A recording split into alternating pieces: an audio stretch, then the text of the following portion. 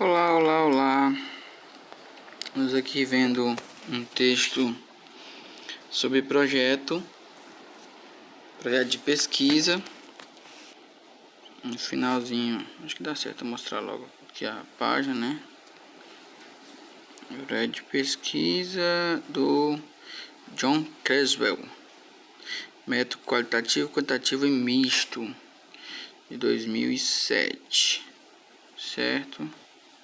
Vamos aqui voltar para a página 72, eu quero ir direto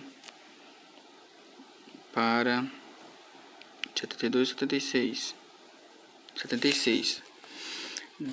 Definições, delimitações, tá? Esses dois para mim é importante porque eles, como geralmente eu tenho a cabeça muito desorganizada, esses dois vão me ajudar a manter o foco, certo? E tentar explorar melhor só a partir da delimitação, certo? Então, uma teoria, na verdade, delimita o escopo do estudo se os pesquisadores a usarem no começo e cria parâmetros de interpretação se ela for usada no final. E aí uma outra coisa que para mim está sendo difícil é porque eu também trabalho com teorias que extrapolam epistemologias de uma ciência. Então, eu trabalho com história, com alguns conceitos de geografia, como cartografias, né? Mais adaptado a partir também da psicanálise com Guattari, tá certo? E aí isso amplia demais, né? Eu gosto porque não me prende nas minhas reflexões, me exige mais, tentar analisar melhor esses conceitos. É claro que eu tenho consciência de não conseguir aprofundar cada um, corro o risco de algum momento deslizar a partir de alguma ortodoxia naquele conceito, mas acho que é possível sim a gente se reconhecer falha em alguns aspectos, mas de uma forma mais abrangente trazer outras contribuições para a ciência que não somente a bibliográfica, tá certo? Mas vamos lá, um pesquisador precisa delimitar a proposta de forma que os leitores entendam seus parâmetros.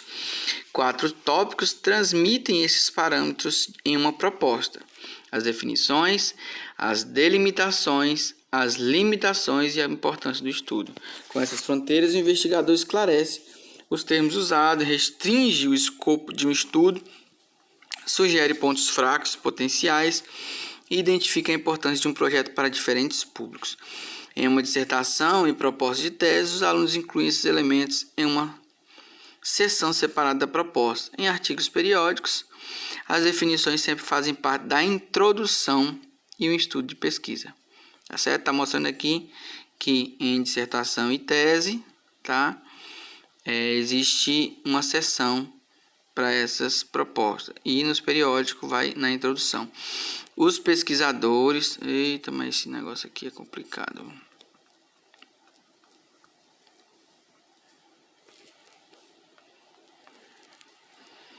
Os pesquisadores que escrevem artigos... Embora esses componentes possam não ser necessários em todos os estudos, possam variar na posição estrutural e possam não ser apresentados dentro de seções separadas. É importante considerar decisões essenciais para incluí-los em estudo. Então, assim, na metodologia que eu usei no TCC, não necessariamente eu preciso colocar separado, né? E até alguns aspectos também não precisa, porque, por exemplo, o meu objeto de estudo, como era cartografia das subjetividades, ele meio que era um pouco virtual, embora ele tivesse um marco, né? Um marco. A delimitação era o meu ponto de vista, a delimitação era o tempo histórico, a delimitação era um tema, tá certo? Mas era principalmente os processos, tá? E aí o que torna um pouco mais difícil, e talvez esse projeto que eu vou fazer agora siga também nesse ritmo, né? De analisar processos e subjetividades. A definição de termos. Os pesquisadores definem os termos para que os leitores possam entender o significado preciso. No capítulo 5, os roteiros para a declaração de objetivo incluíam uma breve definição das principais variáveis ou do fenômeno central. Agora as definições podem ser elaboradas em uma seção separada da proposta de pesquisa. Vamos aqui, termos a definir. Defina termos que as pessoas de fora da área de estudo possam não entender e que estejam além da linguagem comum. Defina termos que as pessoas de fora da área de estudo possam não entender e que estejam além da linguagem comum. Não sei se eu entendi bem o que ele quis dizer. Está mandando definir termos que as pessoas de fora da área de estudo possam não entender e que esteja além da linguagem comum.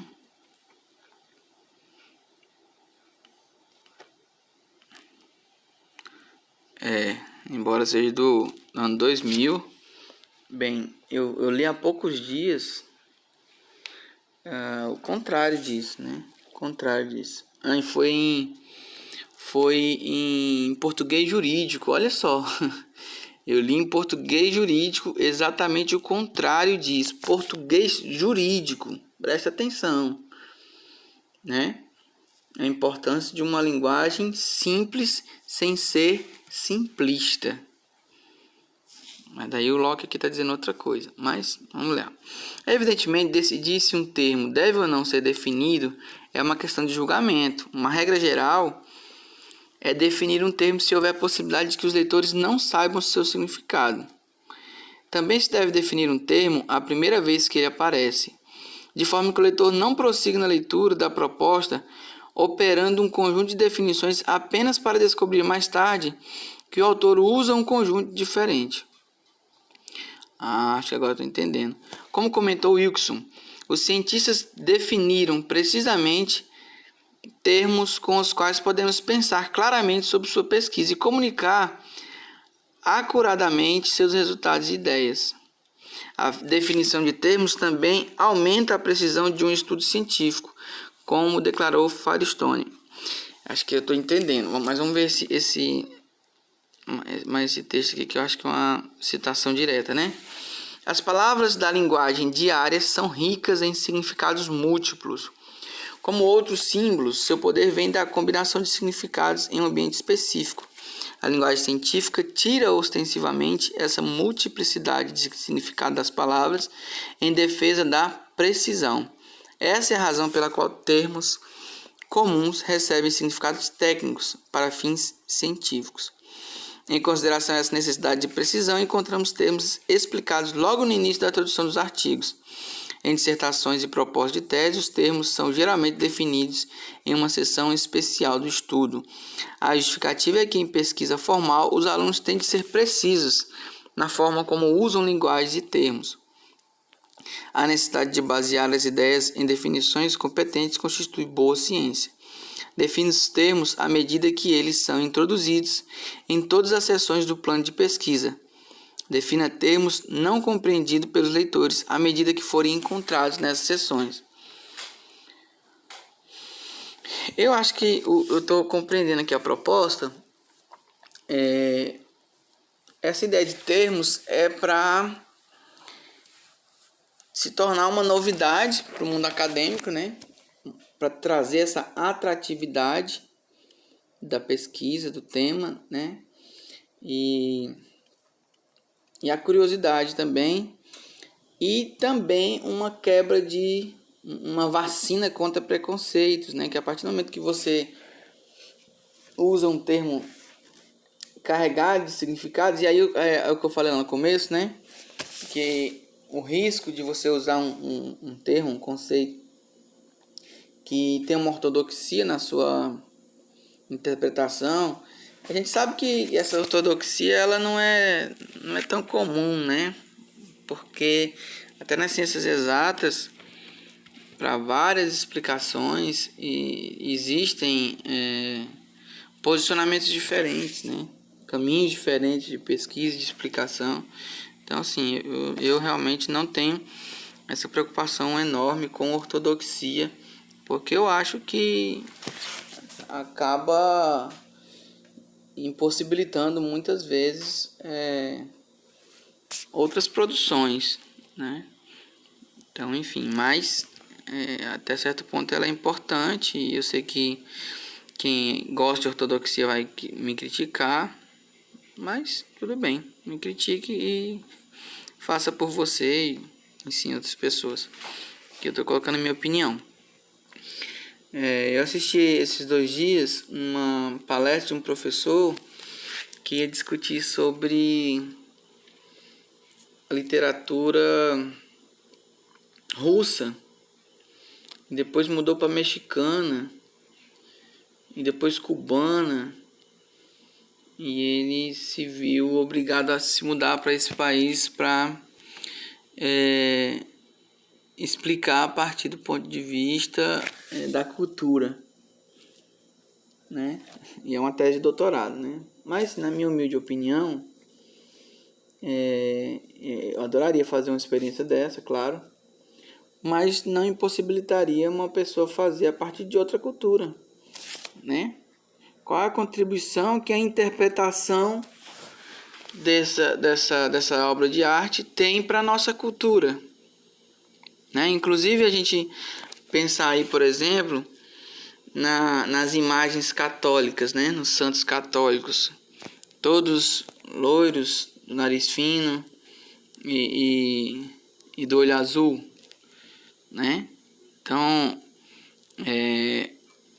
qual é a reflexão que isso traz para a nossa sociedade, por exemplo? Então, entender a história dos santos, bem, tem uma contribuição a partir de eu poderia ir lá para a Europa, enfim, né, e entender, eu não ia estranhar as imagens usadas aqui a partir da leitura eurocentrista, né? Embora você estando lá não deixe de ter a sua própria interpretação enquanto latino, né? Mas a partir do momento que você tem uma imersão lá, você vai ter que se desprender de vários aspectos próprios daqui, certo? Eu posso estar errado, mas são reflexões. Então, quase finalizando aqui por causa do tempo. Então, vamos lá. Termos especiais que precisam ser definidos aparecem em estudos qualitativos, quantitativos e de métodos mistos, ou seja, em todos. Em estudos qualitativos, devido ao projeto indutivo da metodologia em evolução, os investigadores conseguem definir poucos termos na proposta, em vez disso, no estudo final, eles definem termos que surgiram durante a coleta de dados. Em um plano de pesquisa qualitativa, o escritor pode antecipar definições provisórias. Por exemplo, em um estudo de caso qualitativo, os temas perspectivas ou dimensões surgem através de análise de dados. Na seção de procedimentos, os autores definem esses termos à medida que eles surgem no estudo. Esse método, então, consiste em adiar a definição dos termos até que eles apareçam no estudo. Isso dificulta a inclusão de definições prévias nas propostas de pesquisa de estudos qualitativos. Vamos ler aqui de novo, né? Os autores definem esses termos à medida que eles surgem no estudo. Esse método, então, consiste em adiar a definição dos termos até que eles apareçam no estudo. Isso dificulta a inclusão de definições prévias nas propostas de pesquisa de estudos qualitativos. Opa! Isso aqui pode me ajudar no meu projeto, né? Por essa razão, as propostas qualitativas geralmente não incluem seções separadas de definição de termos, mas os autores fazem definições qualitativas provisórias, que usam antes de entrar em campo para reunir as informações. Poxa, isso aqui é super importante. Página 153. Eu vou tirar print. Tirar print. E aí eu vou editar o print. Aqui com a caneta.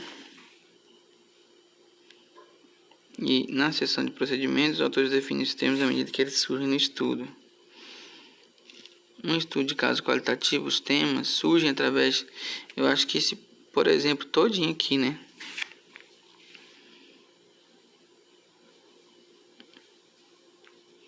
Pronto. Depois eu coloco no meu grupo lá de WhatsApp que eu fiz, né? Uma pasta no WhatsApp com as coisas que eu vou anotando. Ah, meu Deus do céu. Isso basta tocar aqui que esse bicho sai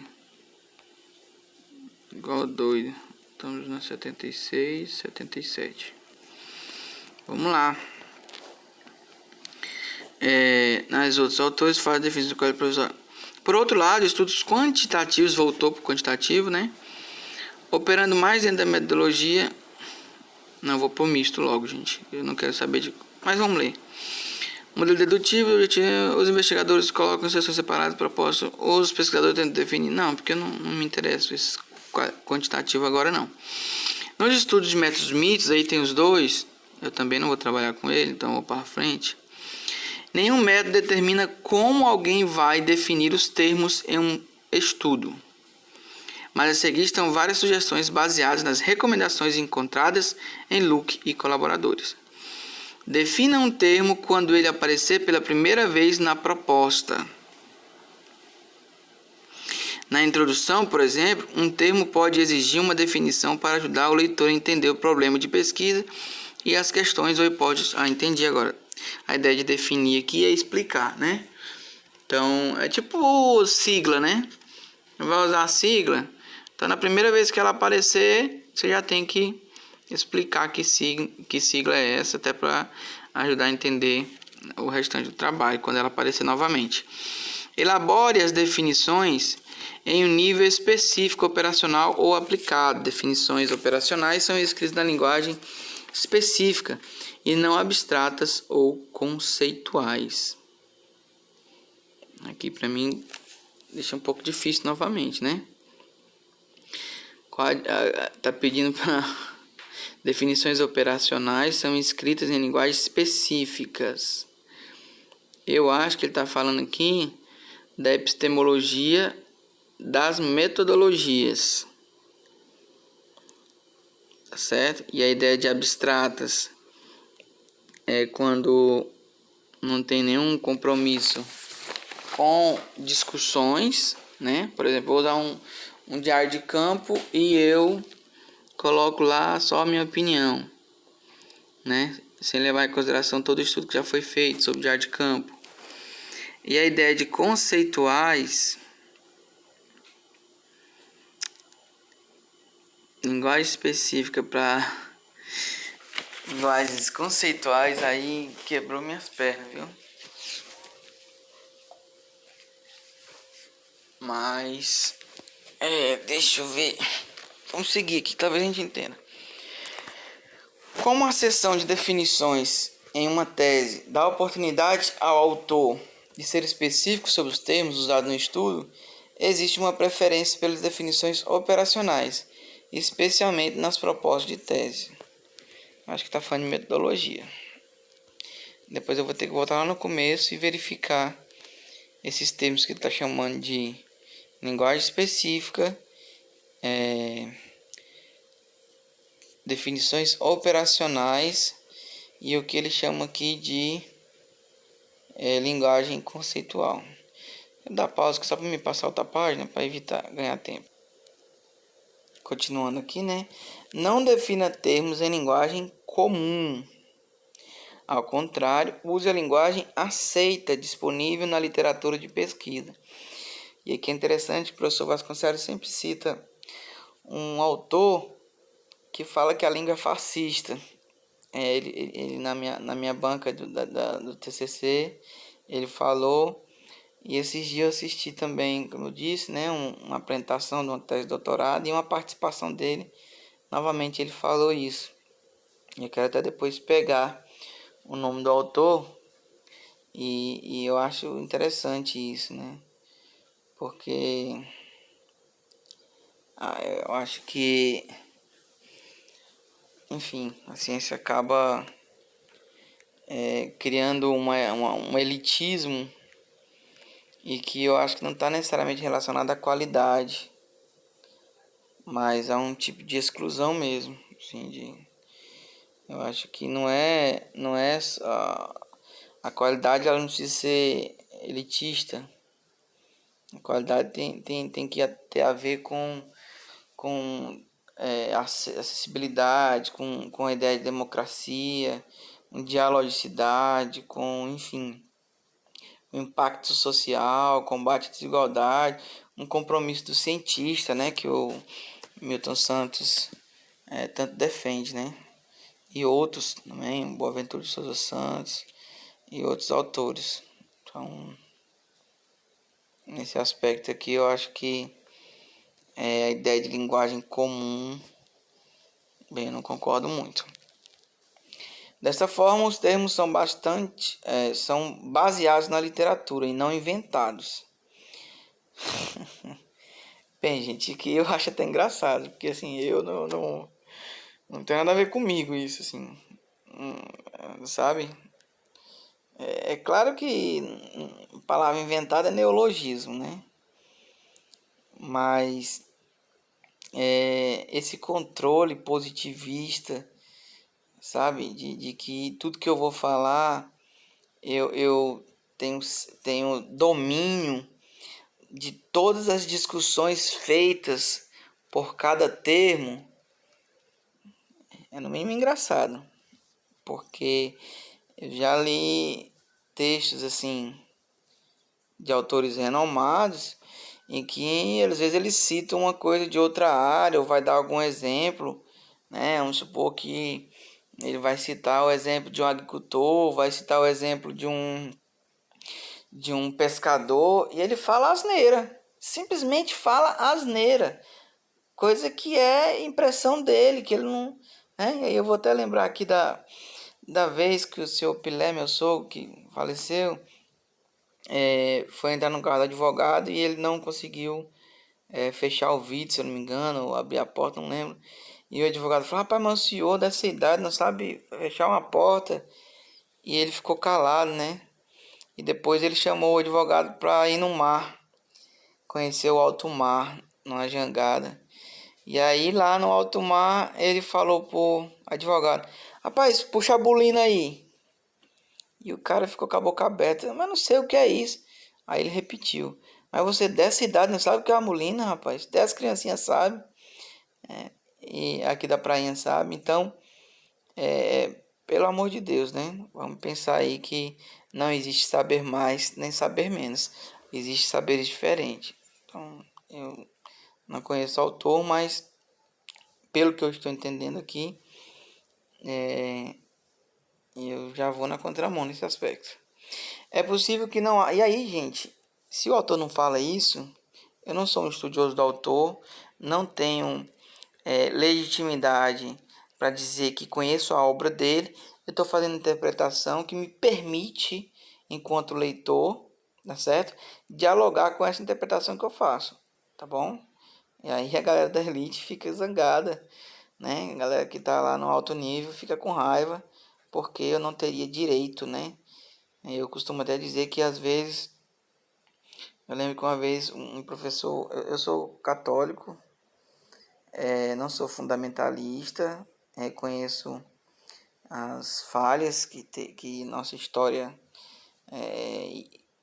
fez e faz, né? Eu tento ser fiel à, à proposta de Jesus a partir do que ele fez e falou. É o principal núcleo para mim do que deve fazer quem se diz cristão, o que a gente tem visto na sociedade que está muito longe de acontecer, pensando na maioria. Mas eu lembro de um professor dizer que criticar a questão dos dogmas da igreja, né? Eu disse que na academia tem dogma também, né? Pelo menos na cabeça de alguns catedráticos, tem dogma, tá? Porque, inclusive, já teve professor, um dia eu falei, postei na internet alguma coisa sobre fascismo, ele me cagou todinho. Ele tinha a oportunidade ali de me ensinar o que é fascismo. Na época eu falava errado, né? Como devo falar outras coisas erradas. E ele me cagou todinho. E eu encerrei a amizade com ele. Porque ele foi dogmático, ele foi fundamentalista. Ele não se permitiu entender que eu estava usando fascismo a partir do meu contexto de compreensão, que eu precisaria sim aprender mais e que eu estou aberto sempre a aprender mais, mas ele olhou para a palavra para além de mim, ou aquém de mim, né? Ele olhou só para a palavra, olhou para mim que estava iniciando, né, uma compreensão da sociedade, compreensão política, enfim. Então ele meio que naquele momento ali me deu penitência, né? Como se eu tivesse que me penitenciar porque eu causei um pecado em errar um termo, um conceito. Então eu sou um pouco meio assim rebelde nesse aspecto, tá, gente? Eu tenho tentado ler um pouquinho mais o Nietzsche, né? Nessa rebeldia que ele tem também sobre algumas coisas. E a gente que se propõe a isso tem que estar preparado, ou no mínimo vacinado, para quando vir as, entre aspas, humilhações que tentam nos dar aqueles que dominam o conteúdo, dominam os termos, os autores, enfim.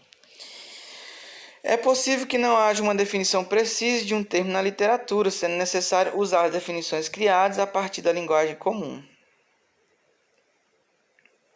Pronto. Nesse caso, estabeleça uma definição e use-a consistentemente durante todo o plano de estudo. Isso aqui é algo difícil, mas eu acho que é importante, né? Essa consistência. E aí, quem for te ajudar a organizar o seu trabalho, vai ter que te ajudar nesse aspecto, né? E às vezes a gente, dependendo do tempo que você gasta para escrever algo, tem vezes que você não estiver sempre relendo, você corre risco de mudar alguma definição, algum detalhezinho que faz toda a diferença. Os pesquisadores podem definir, eu vou finalizar, termos com diferentes objetivos. Uma definição pode descrever uma palavra da linguagem comum. Ela também pode estar associada a uma limitação, como o currículo será limitado às atividades após as aulas atualmente listado pelo Code Street Manual, como aprovados pelos alunos do ensino fundamental. Ela pode estabelecer um critério que será usado no estudo, como uma medida de pontuação alta significa uma pontuação média de 3,7 ou mais em uma escala de 4. Ela também pode definir operacionalmente um termo em relação ao seu uso e estudo, como reforço, refere-se ao procedimento de listar todos os membros do clube no jornal da escola, fornecendo passes especiais para os membros e listando-os nos históricos escolares. Então, só nesse parágrafo aqui, gente, muita informação, né? Então, as possibilidades de definir os termos, né? Por quais objetivos? 1. Descrever uma palavra, tá? Explicar em que sentido você está usando ela. 2. Ainda dentro da descrição, talvez, mas limitar ela, quando é uma palavra que pode abranger várias semânticas, vários conceitos, né? Dependendo do espaço, você delimitar ela. 3. Criar um critério de comparação, tá certo? 4.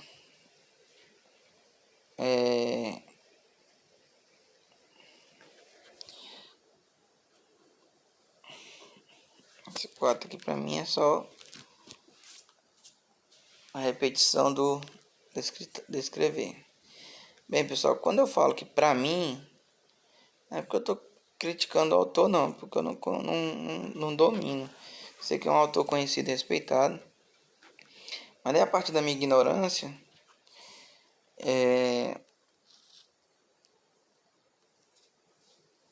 eu não fica mais, se torna um pouco mais difícil, né? Talvez não é à toa que a disciplina de metodologia nas universidades seja tão mal valorizadas, né? Enfim, é outra discussão. Embora não exista um formato único para definir termos, uma técnica é desenvolver uma seção separada, chamada definição de termos, e estabelecer claramente os termos e suas definições, destacando cada termo. Dessa forma, atribui um significado invariável à palavra. Geralmente, a seção separada não tem mais do que 2 ou 3 páginas. Eu gostei dessa proposta. Os 2 exemplos a seguir ilustram estruturas diversas para definir termos em estudo da pesquisa.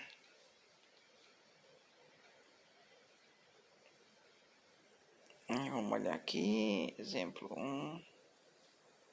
Aí, 2 termos, reflexão individual, profissional de questões estudantis. Eu gostei, gente, gostei muito dessa proposta.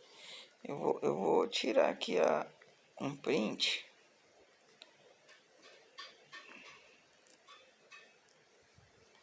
Porque eu gostei dessa proposta. Vamos editar aqui novamente. Ixi, não deu certo. Foi embora. E o termos definidos na seção de variáveis dependente de uma pesquisa quantitativa. Esse outro aqui é misto. E aqui deve ter a delimitações e limitações. Rapaz, importante do estudo proposto. Eu acho que dá tempo de fazer ela, né? Ver como é que tá o tempo. Dá tempo. Ela é só 2 páginas. Então vamos lá fazer isso aqui logo e a gente finaliza. Outros 2 parâmetros para um estudo de pesquisa estabelecem as fronteiras, as exceções, as reservas e as qualificações inerentes a todo estudo.